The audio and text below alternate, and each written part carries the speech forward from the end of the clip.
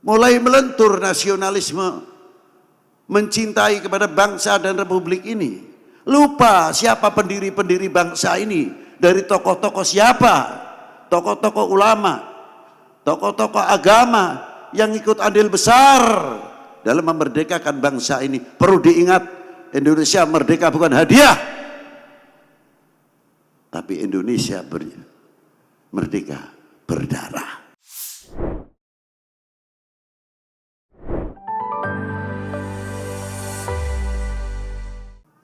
Malam ini untuk saya suatu kehormatan yang luar biasa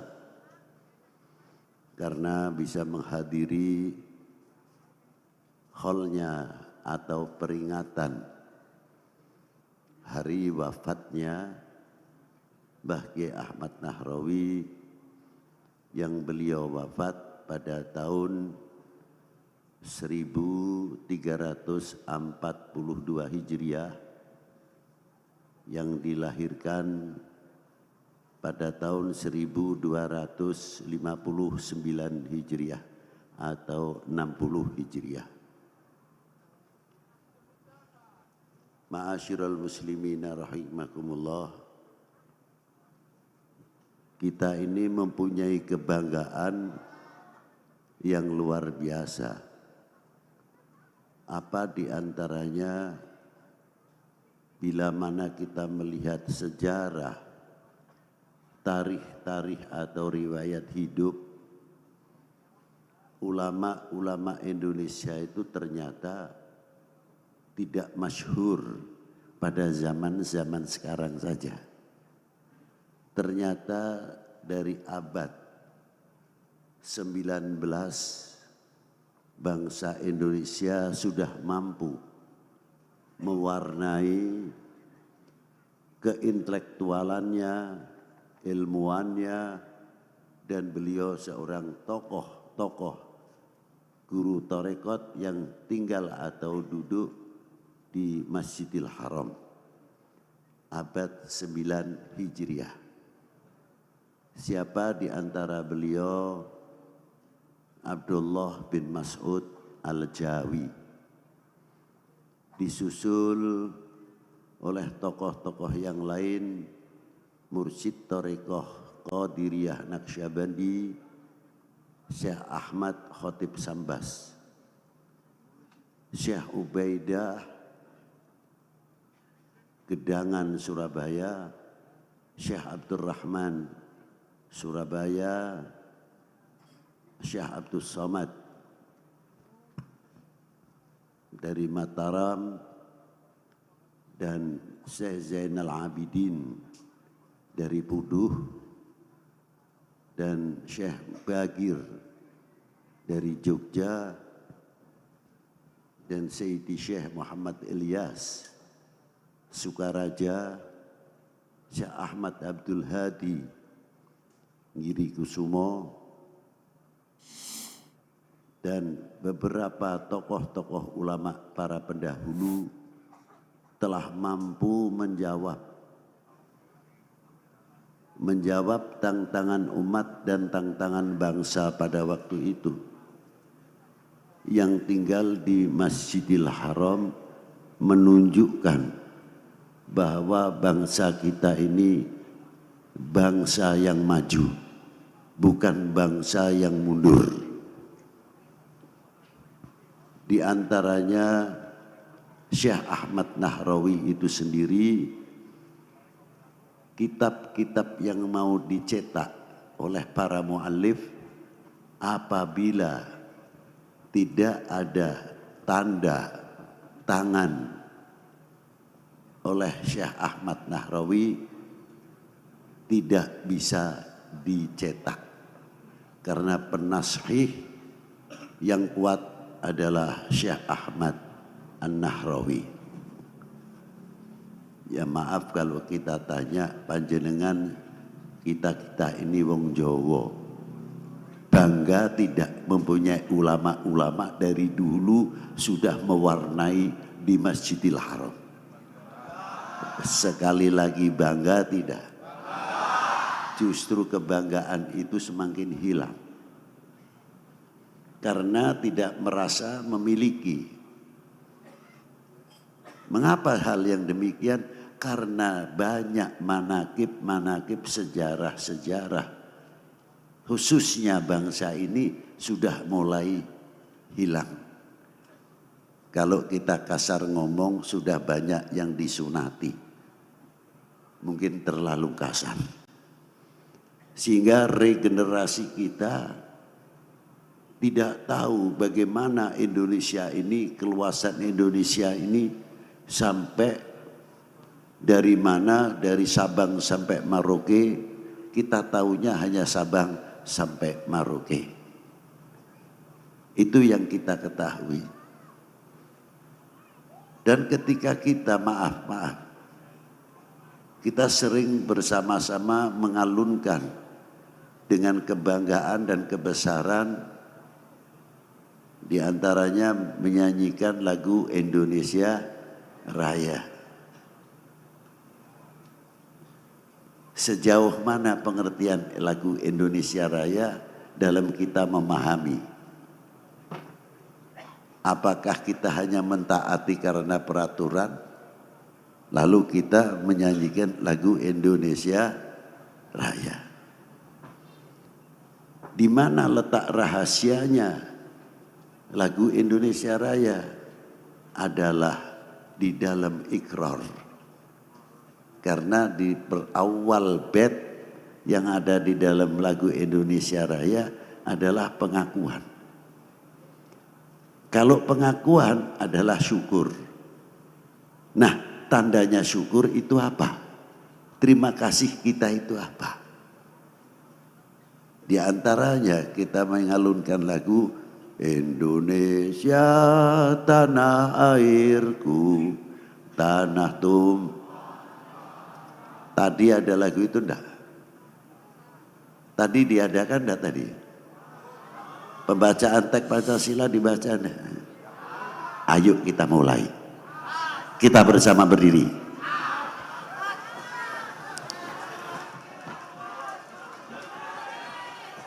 Siapa yang bisa mimpin ini untuk melanjutkan? Yuk, siapa? Ya, bocah. Jangan ada lainnya. Wah. Seizin beliau, mari kita nyanyikan lagu kebangsaan Indonesia Raya. Hiduplah Indonesia Raya, dua Indonesia tanah airku, tanda tumpah darahku. Di sanalah aku berdiri, jadi pandu ibuku. Indonesia kebangsaanku, bangsa dan tanah airku. Marilah kita berseru, Indonesia bersatu. Hiduplah tanahku, hiduplah negeriku, bangsaku, rakyatku semuanya. Bangunlah jiwanya, bangunlah badannya untuk Indonesia Raya. Indonesia Raya, merdeka, merdeka, tanahku, negeriku yang ku cinta. Indonesia Raya, merdeka, merdeka, hiduplah Indonesia Raya. Indonesia Raya, merdeka, merdeka, tanahku, negeriku yang ku cinta. Indonesia Raya, merdeka, merdeka, hiduplah Indonesia Raya. Pancasila, satu, ketuhanan yang Maha Esa. Dua, kemanusiaan yang adil dan beradab. 3. Persatuan Indonesia. 4. Kerakyatan yang dipimpin oleh hikmat kebijaksanaan dalam permusyawaratan perwakilan. 5. Keadilan sosial bagi seluruh rakyat Indonesia. Merdeka!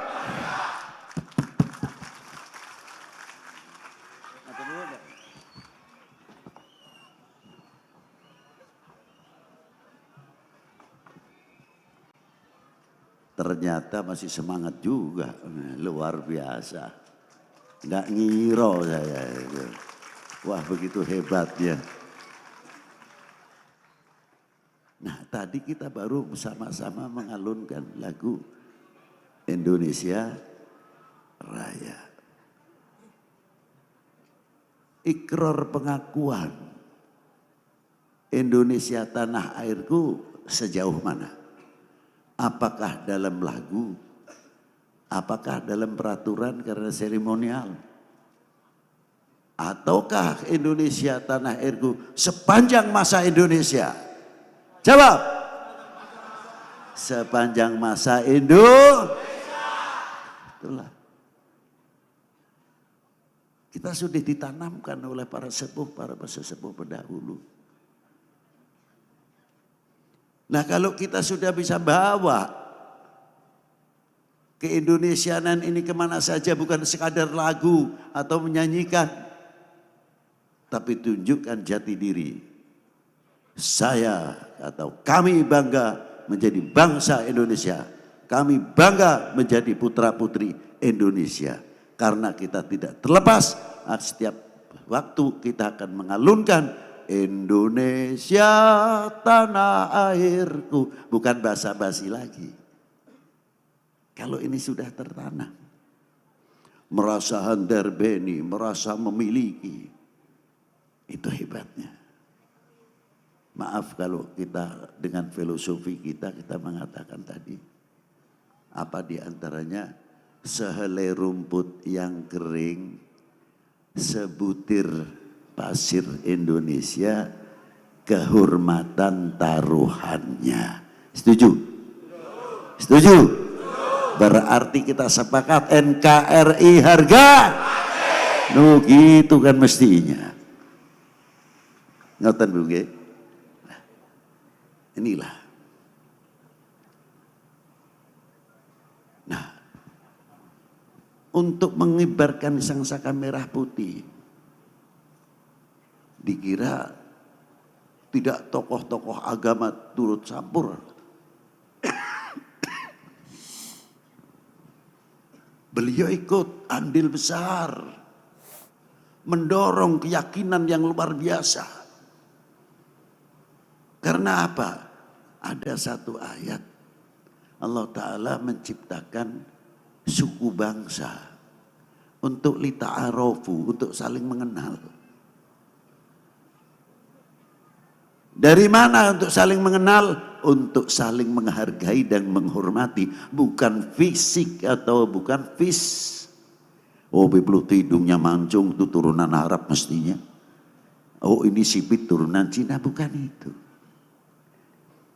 Tapi saling mengenal hak-hak setiap bangsa, kita akan menghormati. Tidak mungkin kalau orang yang mengerti lita'arafu, tidak akan terjadi intervensi di antara sesama kita. Kita semuanya akan menjadi juru damai, juru perekat umat. Mestinya begitu, akan memberikan percontohan tauladan yang baik. Bukan menjadi bangsa yang mudah sumut, pecah lagi. Terus kita mengembang perpecahan-perpecahan. Bangsa lain sudah membuat nuklir, sudah membuat skat, senjata yang modern, persenjataan yang modern, pesawat yang luar biasa, kapal laut yang luar biasa, kapal selam yang tangguh, dan lain sebagainya. Kita masih ribut saja. Malu rasanya.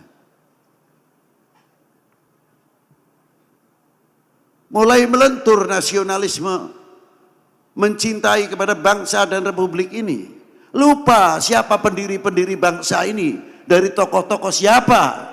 Tokoh-tokoh ulama, tokoh-tokoh agama yang ikut andil besar dalam memerdekakan bangsa ini. Perlu diingat, Indonesia merdeka bukan hadiah,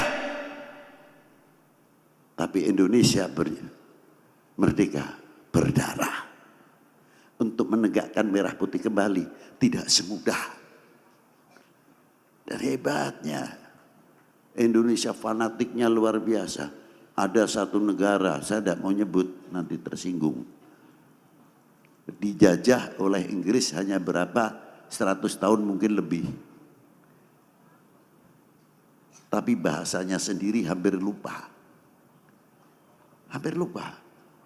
bahasa Inggris. Yang ada you. Tapi Indonesia 350 tahun ingin tahu yang bisa bahasa Belanda lancar, setengah mati carinya. Berarti nasionalismenya itu sudah sangat tinggi sekali bangsa kita gitu. Sudah dibimbing oleh kesepuhan-kesepuhan kita para pendahulu. Hebatnya. Ma'asyiral hadirin rahimakumullah. Itu diantaranya.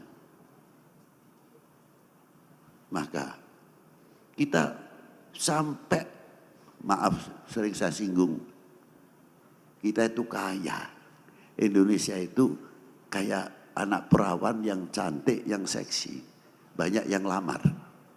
Kalau Joko ganteng, lir kadiho Arjuno. Luar biasa. Yang lamar banyak. Tapi anehnya begitu negara agraris yang luar biasa, jambune jambu Bangkok, ayame ayam, lele lele, sampai tekan katesnya California. Lah pori lo awake dhewe ku melarat apa piye? Ganti itu mestinya. Jambu Indo, kates Indo, lele Indo, tunjukkan kita itu kaya gitu loh. Kok seneng nek diarani wong melarat? Kalau kita mempunyai fanatik yang luar biasa hasil karya Bumi Pertiwi, tidak lama ekonomi Indonesia akan luar biasa. Tapi mengapa kita melorot dalam ekonomi? Karena kita tidak kurang merasa memiliki apa yang tumbuh di Bumi Pertiwi ini.